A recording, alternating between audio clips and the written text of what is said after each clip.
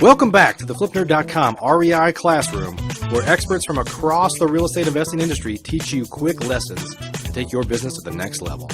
And now, let's meet today's expert host.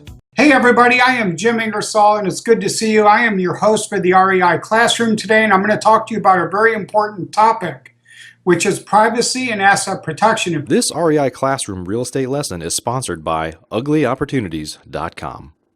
If you don't get this right, there will be people that come after you to try to steal your assets. So you got to protect your assets, right? Because you work hard to create all this cash flow and all this equity. You don't want to lose it, and there will be people that come after you. So here's the way I look at this. I look at it sort of like an onion. You start with a big onion if you're going to make something good in your kitchen, and you peel back the layers of that onion. And if my wife's cutting it up, by the way, somebody's going to start crying. And if you don't do this right, you're going to start crying. So here's number one.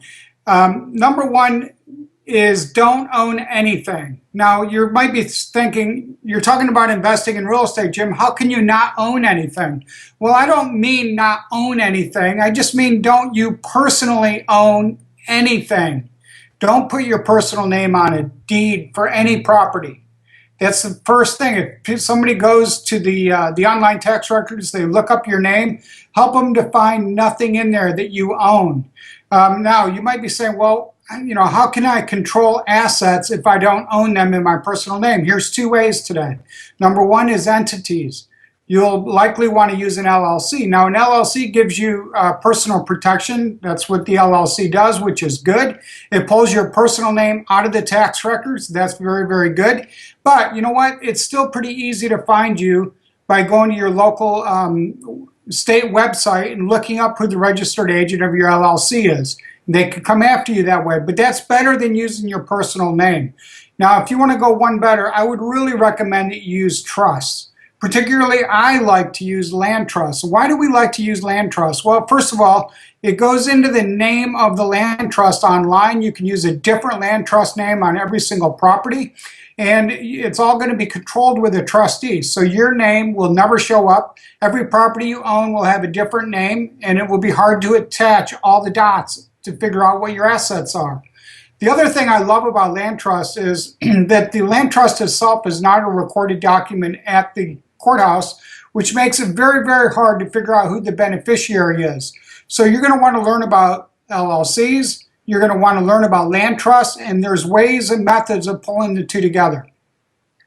Here's the other thing is don't ever give out your personal information.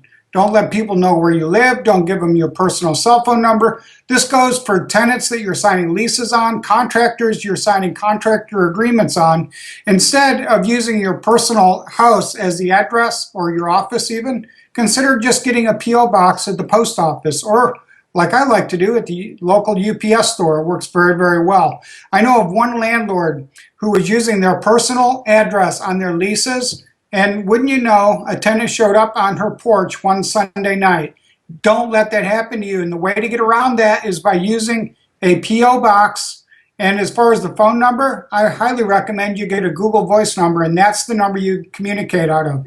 Finally, my personal favorite is to just stop using banks. If you really don't want to give up privacy and let people know everything that you own, you've got to get to the point where you don't rely on banks for your financing.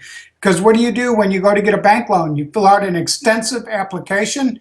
You tell them every asset that you own. You tell them how much it's rented for, how long you've owned it, who the bank or who the financing's with, and they can capture all of that. It's very easy for them to subpoena that from the bank if they ever need to go after you.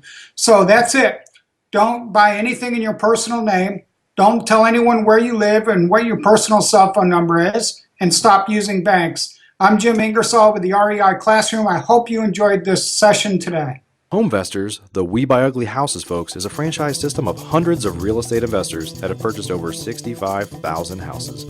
If you'd like to learn more about the most powerful real estate investing system in existence, whether you're a pro looking to take your business to the next level, or whether you have no experience at all but a burning passion to be successful in real estate investing, please visit flipnerd.com/ugly to learn more. Please note the views and opinions expressed by the individuals in this program. Please note the views and opinions expressed by the individuals in this program do not necessarily reflect those of flipnerd.com or any of its partners, advertisers, or affiliates. Please consult professionals before making any investment or tax decisions. As real estate investing. Are you a member yet of flipnerd.com, the hottest real estate investing social community online? If not, you can join for free in less than 30 seconds and get access to hundreds of off-market deals, vendors in your market to help you in your business. And you can start networking with thousands of other investors just like you. Get your free account now at flipnerd.com. Please check out the Flipnerd family of real estate investing shows, where you can access hundreds of expert interviews, quick tips, and lessons from leaders across the real estate investing industry. They're available at flipnerd.com/shows or simply search for Flipnerd in the iTunes store.